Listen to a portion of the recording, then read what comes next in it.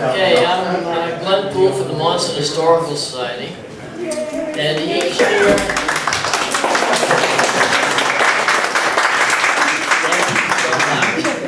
so well deserved.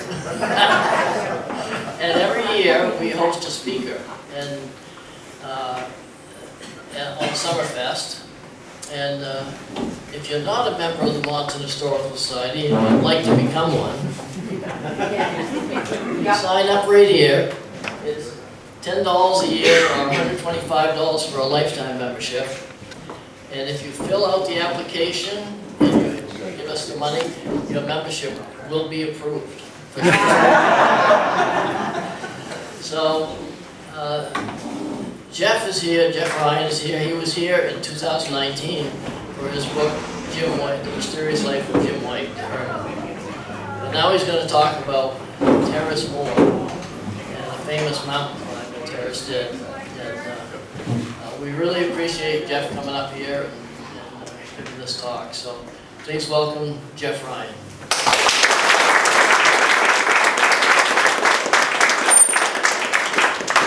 Thank you, Glenn. Thanks everyone for being here.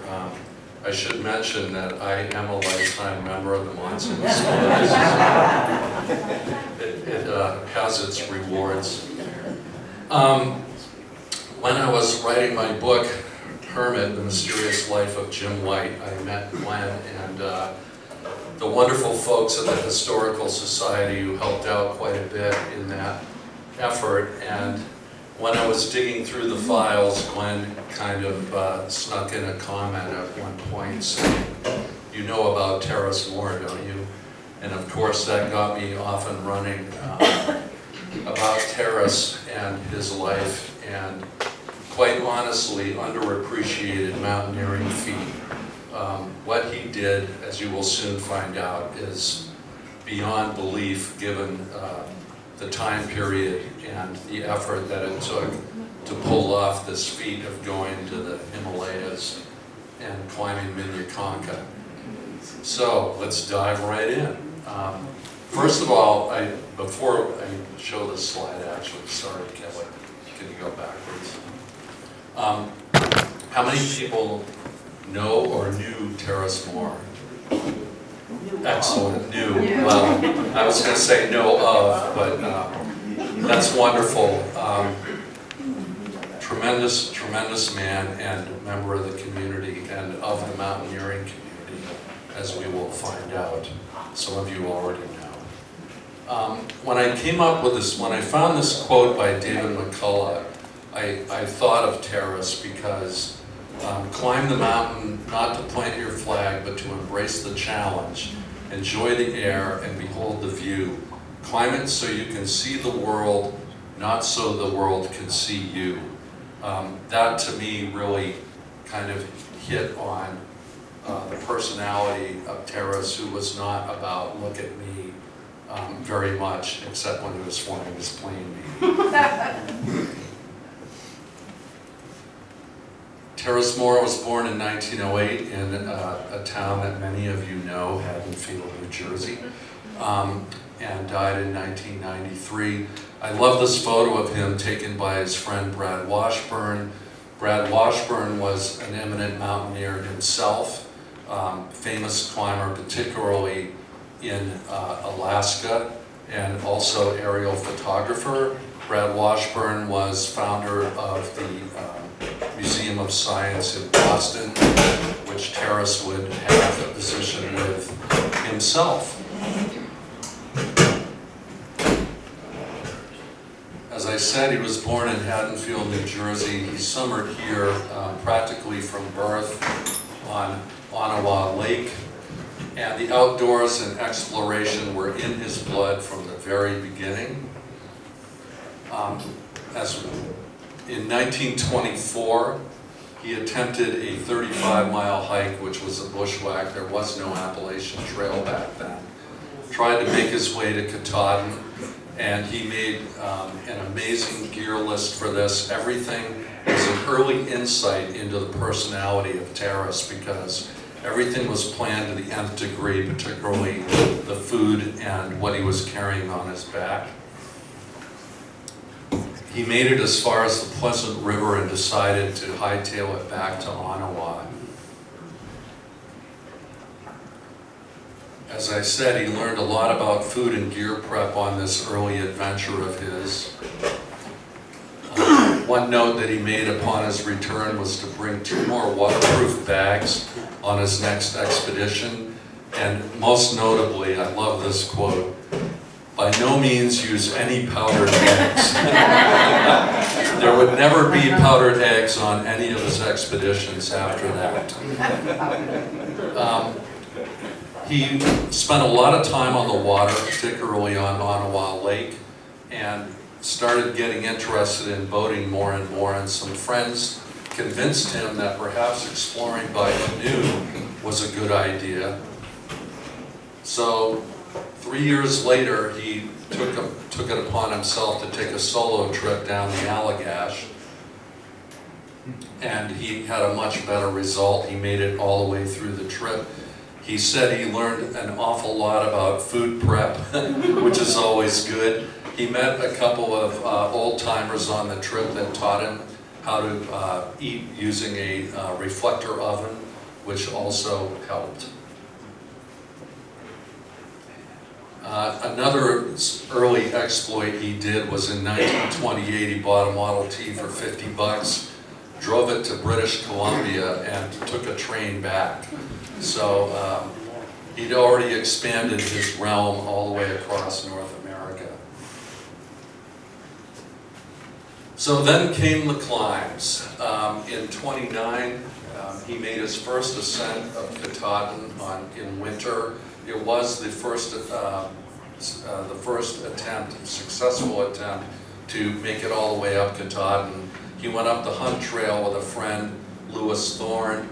They made their own climbing skins by taking a rope and tying knots every 8 inches and putting them underneath the skis, looping them underneath, got all the way up to tree line, then scrambled up just in time to see the alpenglow as the sun was going down, hightailed it back down and skied the 20 miles back out to Daisy Pond.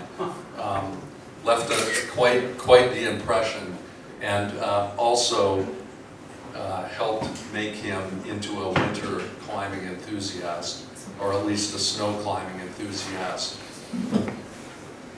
So in 1929, his parents had divorced at this point, but his father had asked he and this fellow Thorne that went up Katahdin with him to join him on a trip to Ecuador. And they went down and they made the first ascent of Mount Sangay, 17,450, and the second successful climb of Chimborazo, over 20,000 feet.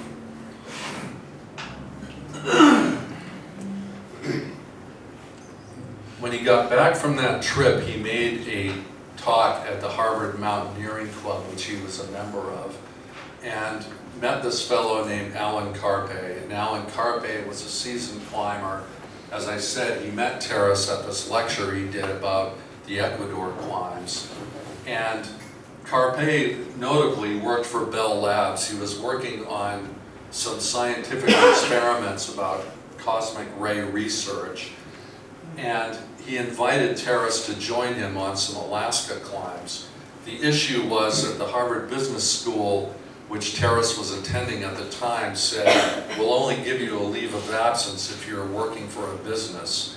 And so Terris convinced them that working as a cosmic ray research assistant qualified as a business venture, and they let him go. So off they went to Alaska a couple of times.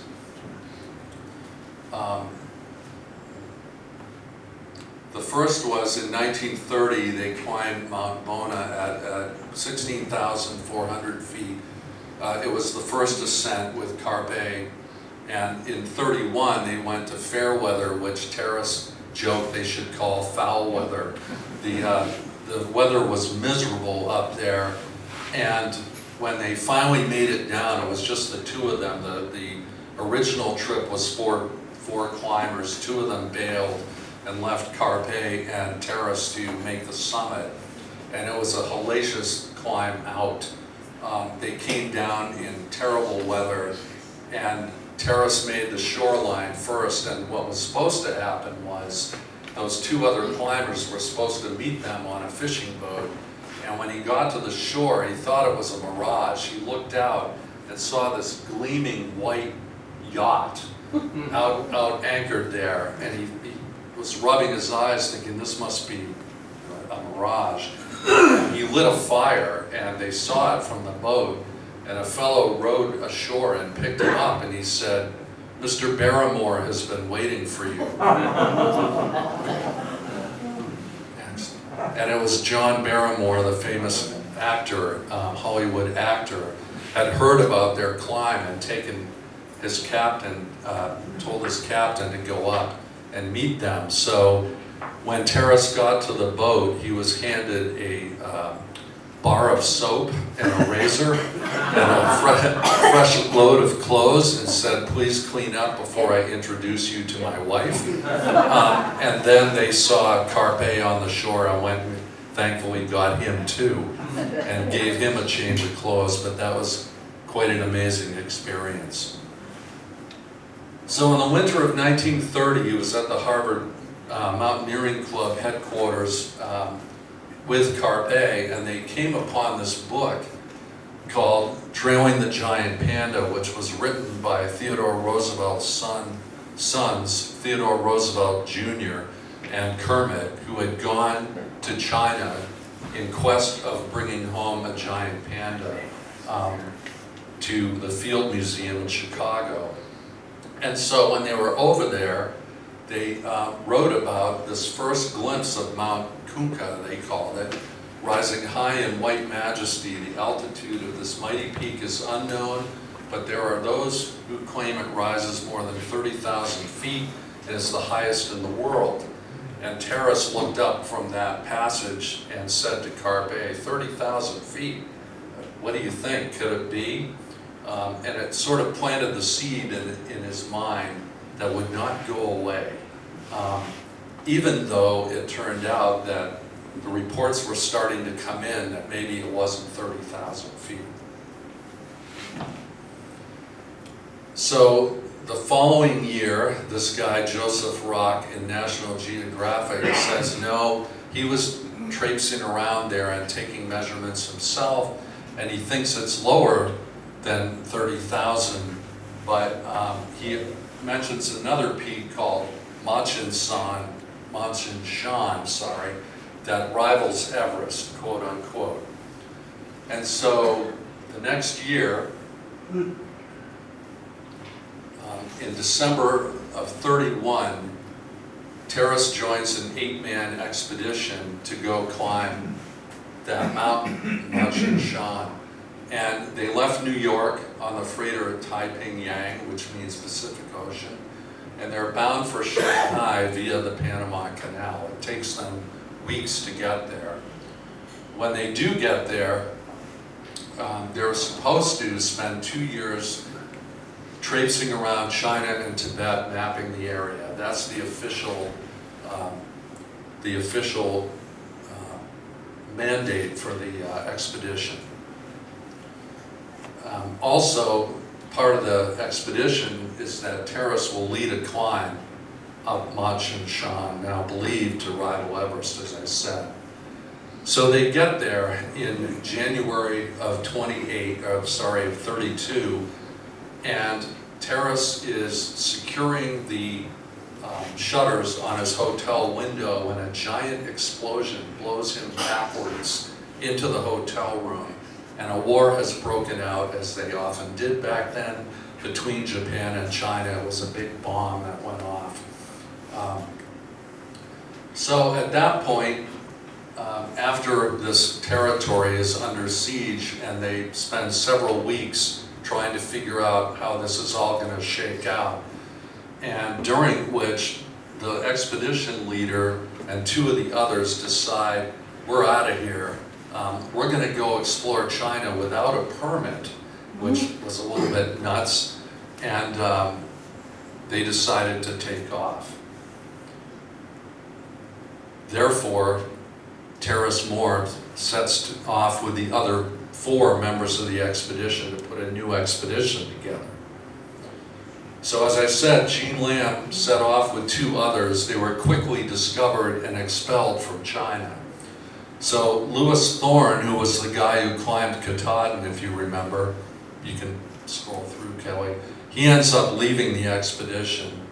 He goes home.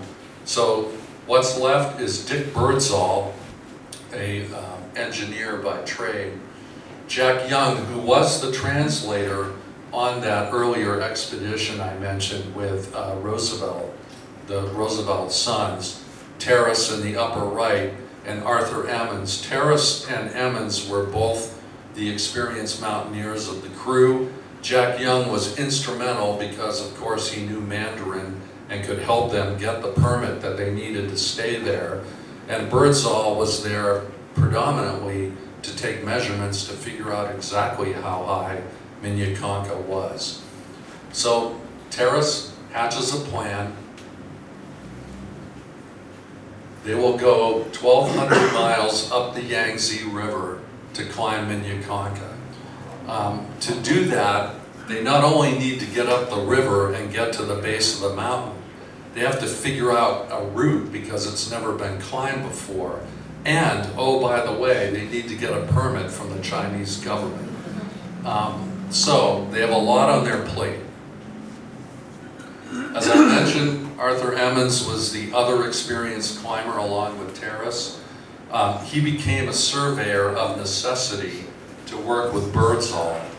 And Jack Young was an expedition veteran, as I mentioned. He was on the earlier expedition with the Roosevelt brothers and was instrumental as an interpreter. And then Terris, who, this was also a very interesting part about their expedition, is that he refused to be named the leader. The Chinese government wanted to know who the leader of the expedition was, and he said, there isn't any.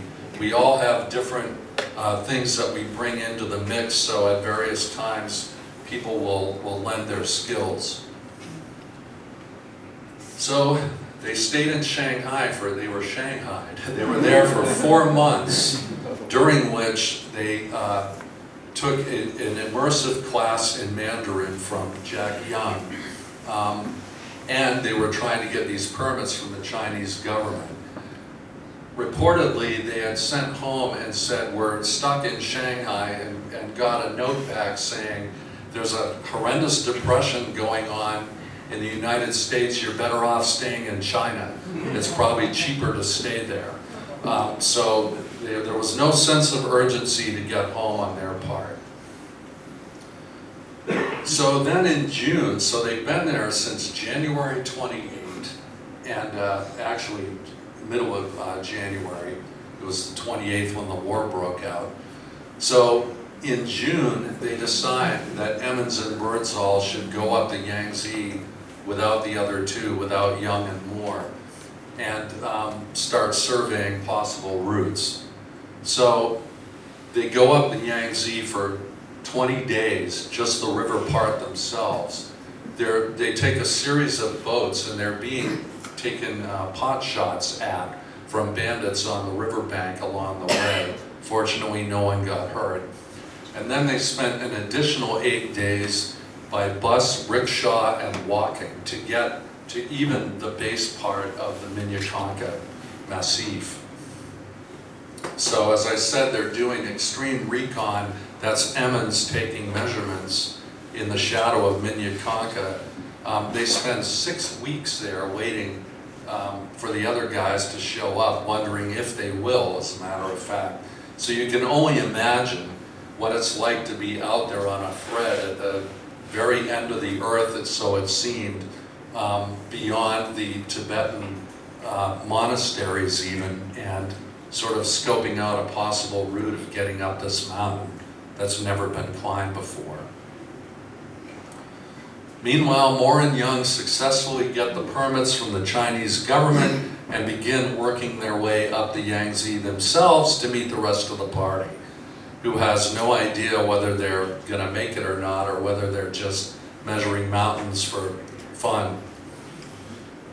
It takes them 7 weeks to follow the same route that the other 2 have, via boat, yak, and foot. So finally, on September 19th, almost 8 months since they got to China in the first place, they reunite at the base of Minya Konka. And now they start discussing what Birdsall and Emmons have been coming up with as possible routes. So Emmons and Moore spent another 2 weeks desperately looking for a route to the top. The east face was absolutely impenetrable, and so they finally figured out there was only one way to get to the top of this mountain, and that's this way. So here's their base. They go up to 17, they go up to 19, 20, 21, 3 is the final camp, Camp 4, and then they push up that extreme shroud to get up to the summit. So finally, October 3rd of 32, this is when they finally begin their quest for the summit. Now, they're really up against it because the winter weather is going to be coming in fast, and they have basically a month, and they've given themselves the month of October to get up there.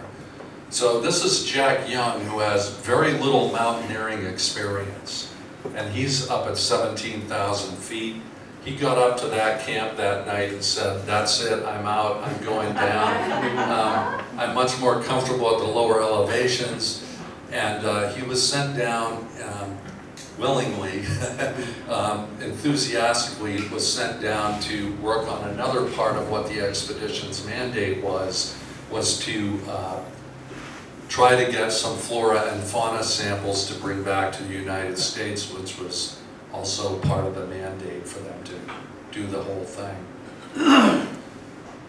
So they spent the next several weeks just basically climbing up, stalking high camps, and coming back down again. This is Terris here in the lower left, and Emmons leading the charge. They had to, as most people know, in high elevation mountaineering, it was go up, stalk the camp, come down, get reacclimated, get your strength back, go back up again. And so it was, as I said, climb, stalk, and repeat. They were just doing this, trying to figure out the best combination of weather, feeling good, and getting up there successfully. So here's the view from 18,000 feet. This is the tent that they had. So, you know, there was no Gore-Tex. You know, they had a one-pole tent that they would stay in. Sometimes, at one particular time, they had 4 men in the tent because 2 of them were trying to get down. It was too late in the day. They were worried about them in the dark.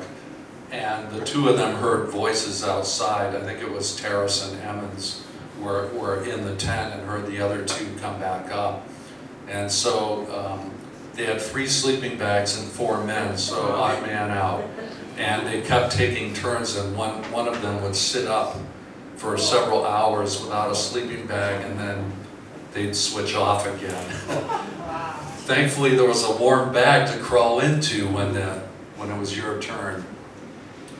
So by October 26, 1932, here they are. They're only 3,400 feet below the summit.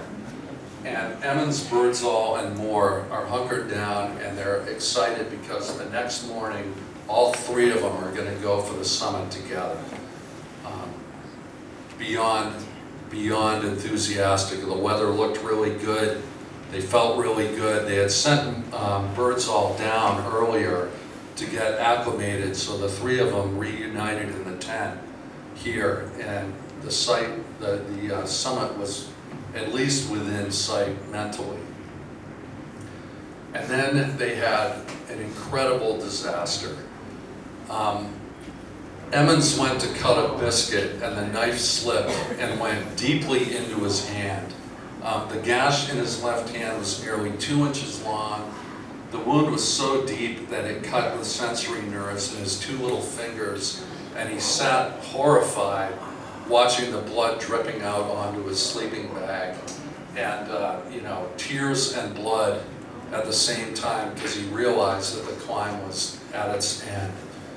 In his own mind, he was just crestfallen, felt like he had let the other guys down, didn't know what he was going to do.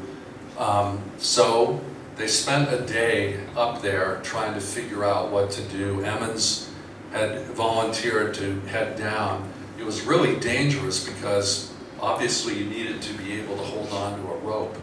So he was no longer in that situation, and he lost a lot of blood. They were really concerned, and Moore and Birdsall said, "This is it, we're going down." And Emmons said, "No way, we've made it this far.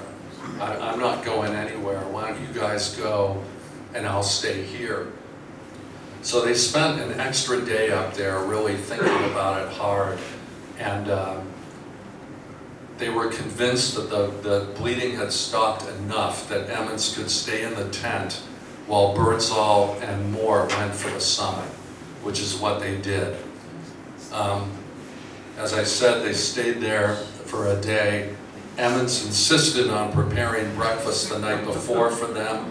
He felt so guilty, so they got up at 4 a.m. and Moore and Birdsall awakened to eat bread, yak butter, and oatmeal thinned with ice and topped with grape nuts and milk powder. No powdered eggs. 5 a.m. they're off, and as Moore would say, not a cloud could be seen on our entire sky. A deep purple line marked the rim of our horizon. 150 miles west in Tibet, Jupiter shone brightly. That's the face that they were looking at climbing. They were gaining 300 feet in elevation an hour, but that was only at the beginning. The closer they got to the summit, the altitude was really hitting them hard, and they were practically crawling their way up. And Moore would later say that looking down the length of rope, it would appear almost impossible to me that it would had taken such a very long time to climb those few steps. It just feels like, and the other thing that's going on up there is you're looking at this giant mountainscape in front of you, and having had a similar experience myself, certainly not at that altitude. But when something's that huge, it plays mind games with you about how close it really is. So you keep thinking you're making progress, and you're looking up, and it feels like it ain't happening. So they keep persevering, and then finally at 2:40 p.m., here's Terris with the American flag on his ice axe. They made it to the summit, which is now known to be 24,900 feet. And he said, "I fancied I could actually see the curvature of the earth." This next photo will show you what he saw, cobbled together several photographs. And very notably, Terris said, "We spoke of Emmons lying in his blankets below and heartily wished him with us to share in this moment of history." So there was a tremendous sense of camaraderie and guilt, and just really feeling badly for this poor guy who was sitting down in the tent by himself, wondering about the fate of his climbing partners himself. So they made it to camp just before nightfall. Emmons was overjoyed to see them, that they had safely made it. But now Emmons has a hand problem, and as they start working down, his feet are becoming so he had frostbite, but now as he got lower and it got warmer, the true reality of what he was up against is starting to show. And Emmons insists on disconnecting from the rope from the other two, because he feels that he can barely feel his feet at all, and if he falls, he could drag the other two off the mountain. So Emmons insists on going down on his own speed, and several times sits on his butt and goes down these slopes because he just needs to get down and off this mountain. And everyone's terrified. He can barely walk. Everything is searing pain, and he's just hobbling. So they spend, whoops, can you go back? they spent 4 weeks getting Emmons out to a hospital, and he's on the back of a yak, bouncing up and down. His feet are in absolute agony. And 2 weeks into it, they get to a doctor at a mission, an American doctor, and he says, there's nothing we can do, we got to get you to a real hospital. And so, long story short, he gets to a real hospital. It ends up that his feet are both amputated behind the toes.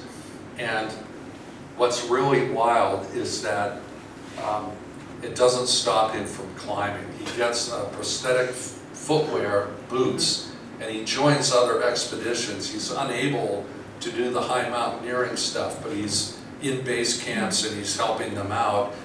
And then he goes to work for the State Department.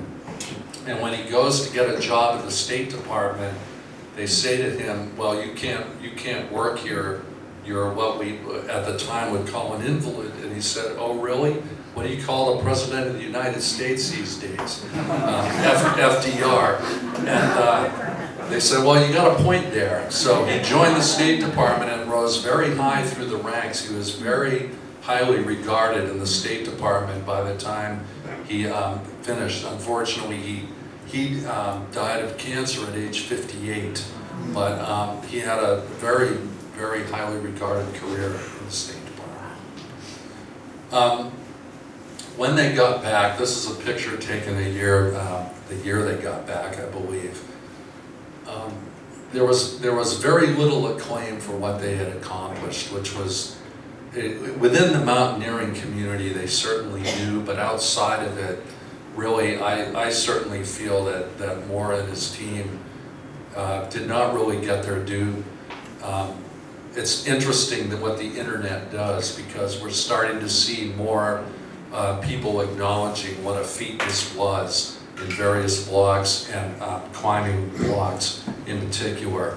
But at the time, Howard Palmer, the editor of the American Alpine Journal, said the expedition offers a prototype of perfect interaction between advance and support parties. As a whole, it will constitute a milestone in mountaineering history. Part of what they were doing that was this milestone was this alpine mountaineering, as opposed to putting together this giant expedition with porters and hauling tons and tons and tons of equipment. They were going alpine style. They did have help getting equipment in. Particularly, they had 6 porters carrying stuff in, at least to their base camp, but after that they were on their own. And without oxygen, of course, and doing their own establishment of camps and hauling stuff every day. That was something that had hardly been, if ever, done in mountaineering history. The party made a detailed reconnaissance of the environs of Minya Konka, surveyed and mapped 27 peaks, thanks to Birdsall and Emmons. Accumulated an important zoological collection, thanks to Jack Young, who was working feverishly down below. Accomplished much general scientific work, all in a territory which must be almost the least known of any inhabited part of the world. All from a guy from Monson/Haddonfield. Not bad. Just a little brief thing about my background here. I've written several books. As you can see here, Hermit, The Mysterious Life of Jim White. Keep clicking, please. Thank you. Appalachian Odyssey, which is my first book, which is about how a friend of mine and I spent 28 years hiking the Appalachian Trail together in little pieces. That one's $24.95, and then Blazing Ahead is about how the Appalachian Trail was devised and built in the first place, with Benton Mackay on the left and Myron Avery on the right of Lubeck, Maine. And the trail brought them together and pushed them apart, hence the cover. And then my latest is a hardcover called This Land Was Saved for You and Me, and it's about the 100-year arc of the conservation movement that established national parks, national forests, and wilderness areas. So we'll have all of those available, and of course, I take credit card, cash, or Venmo. Yeah, I've gone 2024, I take Venmo now. Okay, that's it.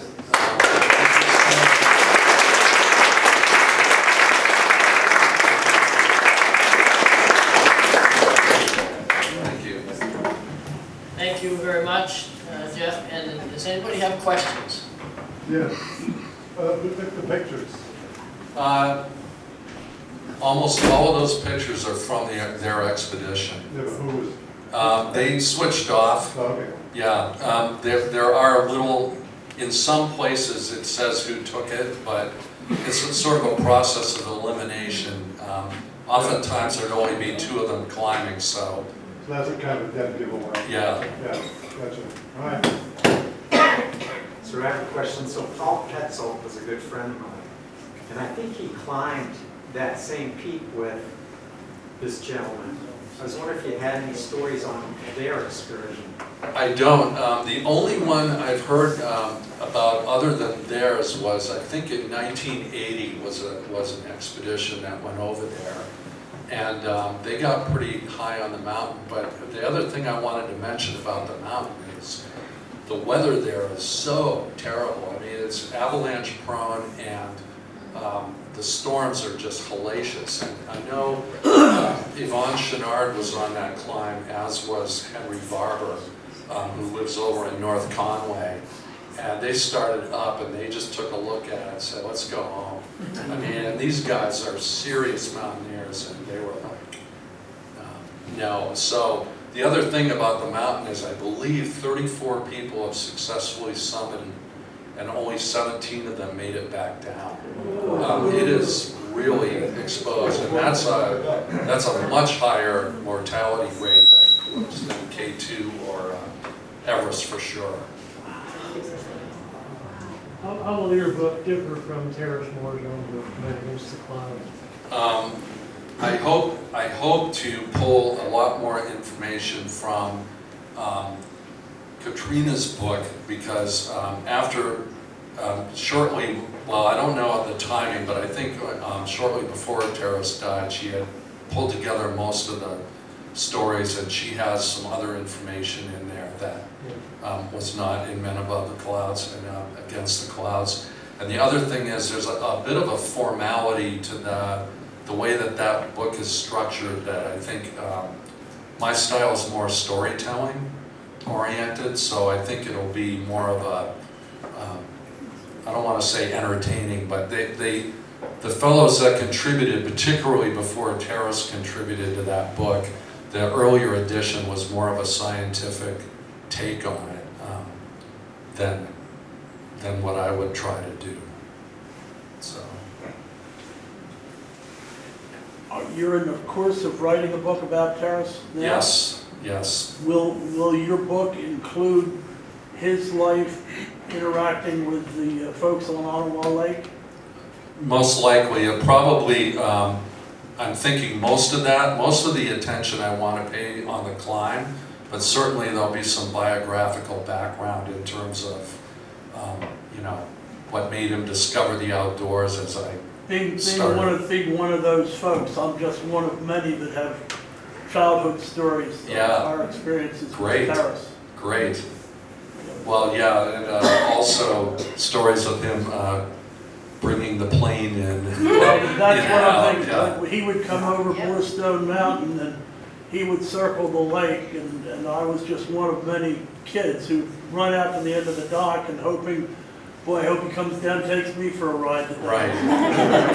The other story that really hit with me is, I assume this is true, but apparently when one of the groups was building a lean-to on the Appalachian Trail, they had asked Terris if he could bring some materials in by plane, and for whatever reason, he was unable to help them with that part of the project. And so they get mostly done building this lean-to, and it's a horrendously hot day, and they hear a plane, and it comes over the ridge, and this box drops into the middle of the pond in front of them. Wow. And they went out, they swam out to see what it was, and when they opened it up, there was ice cream in it packed in dry ice with a note from Terris saying, "Congratulations, boys, you deserve it," or something like that. And I always loved that story. My dad was one of the guys that ate the ice cream. Oh, that's great. I remember I was probably 7 or 8 years old, and it was my turn to go up with Cousin Terris. And we got up in the middle of the lake over Borstone, and he said, "Well, Cousin Tommy, I guess we don't really need the engines anymore. What do you think?" And I said, "Oh." And he cut the engines, and we just glided around up there. It was magic. Wow. That's great. Do you know how accurate they were on their estimation of the actual height of the Konka the first time around? They were off by 400 feet. Yeah. And I should, thanks for mentioning that. So this is part of the legacy of that Lamb expedition. They had borrowed this thing called, I think it's called a theliodite. Anyway, it's a mercury, it's like a giant thermometer. It's mercury and glass. It's about 38 inches high. And they carried this thing packed in a wooden box with, you know, that era's equivalent of, probably it was sawdust, but their equivalent of packing peanuts, and took it all the way up the Yangtze River and by Yak and all this stuff. And that's part of what Emmons and Birdsall were using to take barometric readings, and also using triangulation. So they were pretty damn accurate. You know, that was pretty crazy to be taking that kind of equipment. And it was funny because part of the legacy of the expedition was they had borrowed this piece of equipment from the American Explorer Club or something like that. And they kept sending these nasty grams to Gene Lamb saying, we want our instrument back. And he said, "I don't have it. I don't know what happened to it." But I think Terris saw that it got back into the proper hands again. So. How does this expedition fit in chronologically with the summiting of Everest and measuring of Everest? That's a really good question. It predates a lot of the measuring of it, and of course it predates the summiting of it. They held the record for highest height Americans had climbed for 25 years. It was just astonishing, really, that they did that. And for me, part of it is to appreciate the fact that they not only did it, but they made it back. You know, against all those odds, it's just an absolutely phenomenal feat. I think it was 25 years before Everest was climbed after this. They obviously hit a window of weather that the other hikers didn't find later on. Right. Because they actually had the luxury of staying an extra day to see what They pulled. did. Yeah. They hit an amazing weather window, and what was interesting was that Emmons was there for, I think, 6 days before they even saw the summit. So they're wandering around trying to get a fix on the mountain, and they couldn't even see it. So it was so rare when it came out of the clouds that when they saw it, they broke out the equipment and said, you know, get it. It was like taking a picture. So, thank you. What, one more? Did Terris continue to climb after this? Oh, he did. Thank you. He went out to Alaska. He became the president of the University of Alaska, as many know, and he also invented a ski/wheel configuration on the plane which allowed him to do high mountain rescue. And to give you an idea, he continued to climb.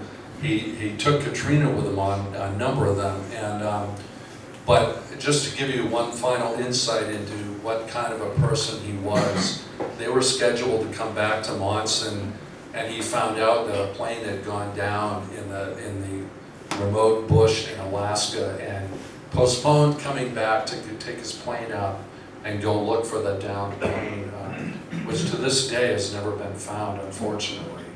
But sort of gives you an insight into where his priorities were. It was always about helping other people, and he was very much revered in the mountaineering community. I should also mention quickly before I stop talking is that Birdsall actually died on Aconcagua 20 years after this climb, and he died trying to help some Italian climbers that actually survived, but they never found him. He went down to help them and presumably fell into a crevasse. Alan Carpe, the guy who studied cosmic rays, died on what was then called McKinley, now Denali, in May of the year when Terris and his team were in Shanghai. They got a message that he and a fellow climber that were doing research up there had fallen through into a crevasse that had been covered by snow in a storm. They had no idea it was there, and they don't really know how that whole accident went down precisely, but one of them fell through and dragged the other one downhill. Because he was on skis, you know, there's no ice axe to help you in that situation. So anyway, dangerous sport, and those who survived, Jack Young and Terris were the survivors, and Young died of natural causes, I believe about 2 years before Terris did, so thank you.